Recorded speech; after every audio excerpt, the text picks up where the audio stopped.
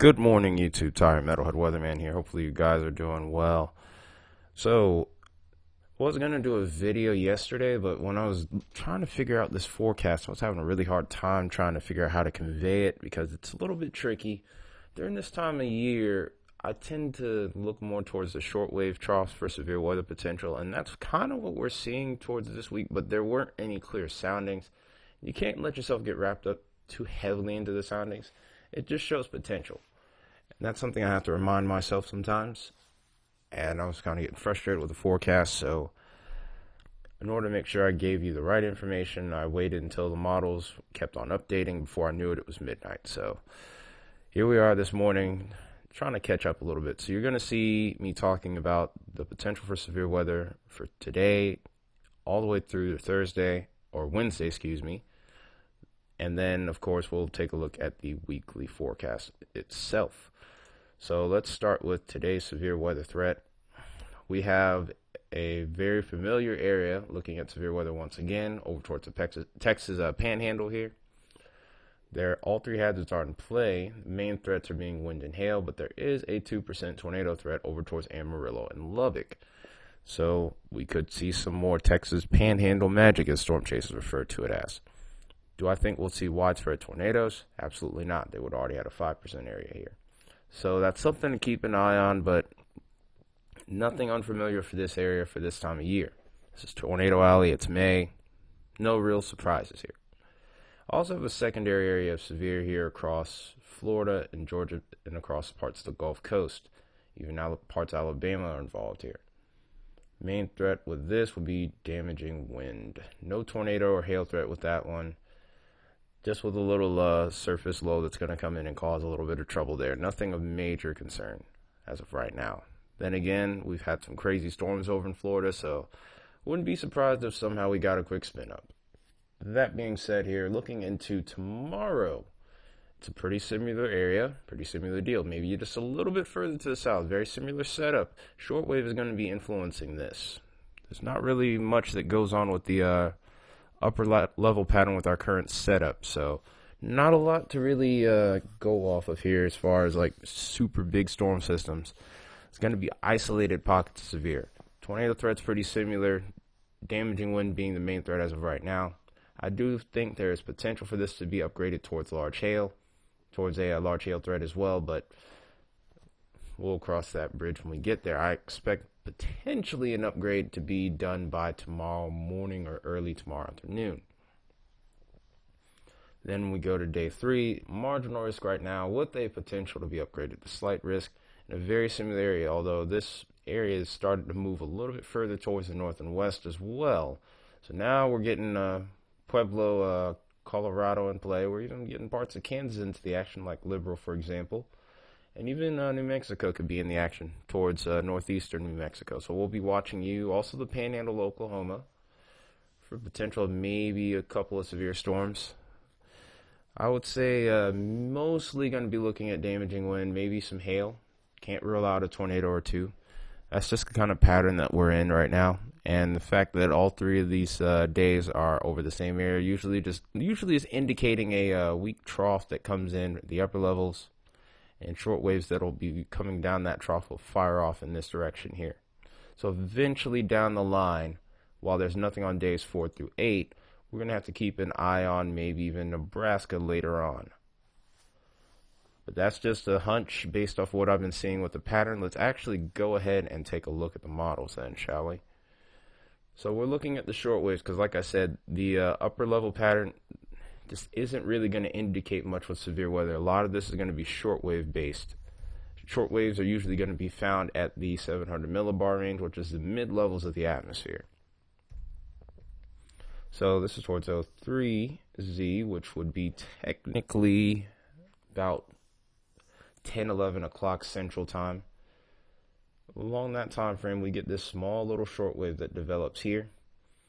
We could see both marginal, severe, and tornado potential. I'll go ahead and click a sounding here just so you can see what I'm talking about. And wait a minute, hold the phone here.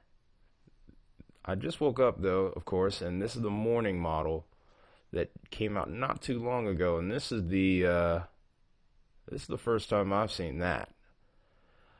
I might be a little bit bullish because one thing to note here, I'm going to show you a little secret, or oops, let me get that off of there. Because I'm going to show you a little secret, is sometimes you can read these skew T charts here. That's what this is right here, and you can see that the green and red line are together. That's not necessarily the most dangerous thing. That shows a little bit of stability in the air. This had more instability and a little bit more lift index here too, because that short wave is so weak. I'd be more concerned about this. But I do see a lack of lapse rates too, which would be something like this here. If there was a lapse rate like this, I would take this a little bit more seriously, but nonetheless, seeing that is a surprise, that's for sure. I wouldn't be too panicked about that, but we'll see what happens on the next couple of runs before I get back home from work. But nonetheless, I'm going to keep a much closer eye on this because that short wave does get up to about 40 knots, which I do find interesting. See, weather always keeps you on guard no matter who you are. But that being said here, let's go ahead and move forward. And we'll start to see another short wave going on in Tuesday right here. And it also gets up to about 40 knots. We have to watch that. But look at this difference. Marginal severe. Pretty similar look, actually. Weak lapse rates. Weak downward cape. So chance of marginal severe storm possible. In fact, the instability is better with this one, but kinematically speaking, this is not a very impressive setup. That hordeograph on that last setup was impressive. So that's another thing to talk about. Eventually, maybe I'll kind of nerd out over the skew T chart and make a video about what I know about it. It's not much because I'm still kind of new to it. Skew Ts are very interesting creatures, so to speak, as far as the weather world is concerned. But they're important to learn how to read. That being said here, we go towards Thursday. I'm not too clear on what the setup will be with that one.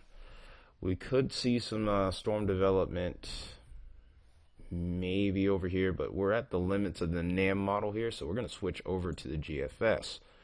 GFS hasn't really been super clear when it comes to severe weather threats, but in order to take a peek into a little further into the future here, this is what we're going to work with. So this is about the time frame that we're at now here. This is 84 hours out. Do see a small shortwave that tries to develop here, but it's in the mountain ranges, so it could be a little difficult to get a read on. I'm not going to click any soundings here on this one. But Thursday into Friday, we could look at maybe Kansas and Nebraska maybe being in the line of fire here, along with Texas too. Could be a much more broad area. You do see the indicators of a trough developing here towards the mid to upper levels. But look what happens as we head a little further into Friday.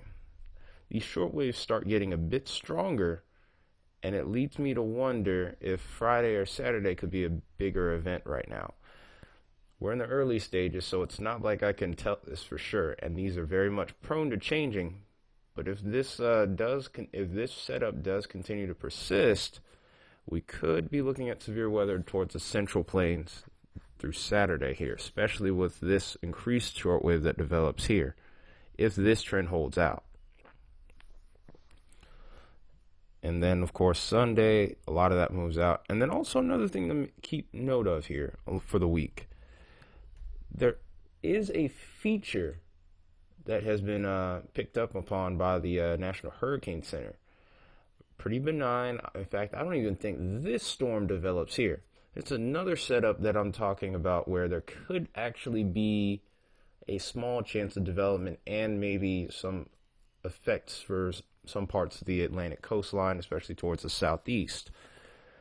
This storm, if this even develops, which it only has a 10% chance of doing so, way too much wind shear out here for this to really breathe.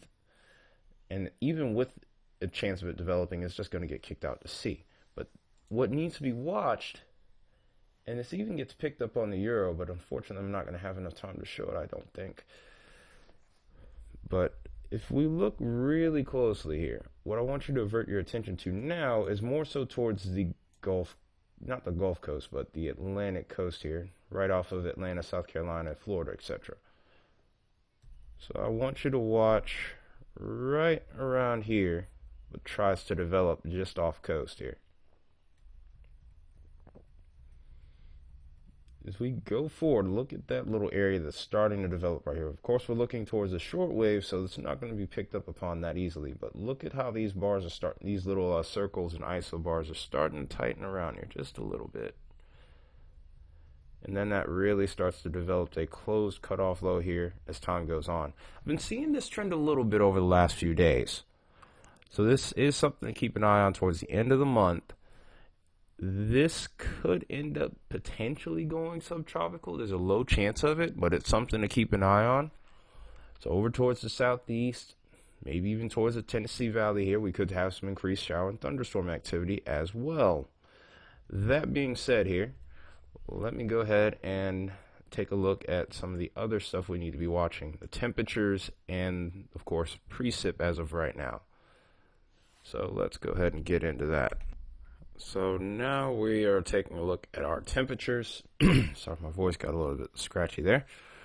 But pretty much a similar deal as what we were seeing this weekend. Temperatures are going to be a little bit more limited with these little odd short waves that are coming in across the southeast and the increased chance of thunderstorms.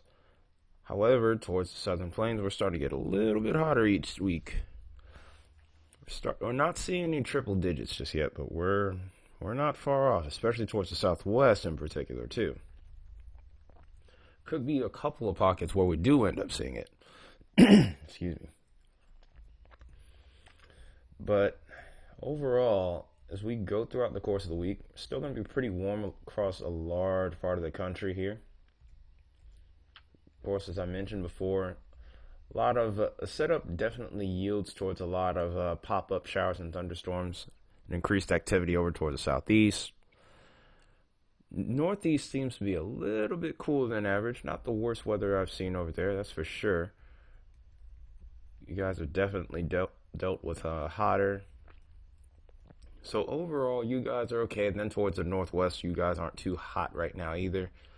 60 degrees, 70 degrees is not bad for you guys in comparison to some years that I've seen where you've gotten up into those 70s and 80s. It's a little warmer than average for some of you, but not too bad. Of course, towards the top of the mountains, we have cooler temperatures as well. And then as we go into Friday, pretty similar deal. So really this week should be pretty warm for a lot of us in the U.S. Couple of pockets here where we could have some unsettled weather. Of course, there's that potential for severe weather probably picking up towards the end of the week right now. Still don't have a lot of certainty with it. I only have a couple of models that I can really look at right now, so it's kind of wish-washy at the moment. As far as precip is concerned, now I know this is going to be a little different than what the NAM shows, so I'm not going to bother getting into that because then that's more discrepancy to have to go over, and I'm short on time. So that being said, here's our first look at some potential severe weather late tonight.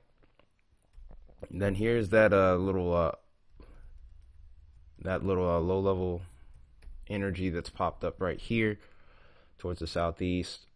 Could unleash some shower and storm activity late in the evening, maybe even into the overnight. Expect a narrow window for that to occur.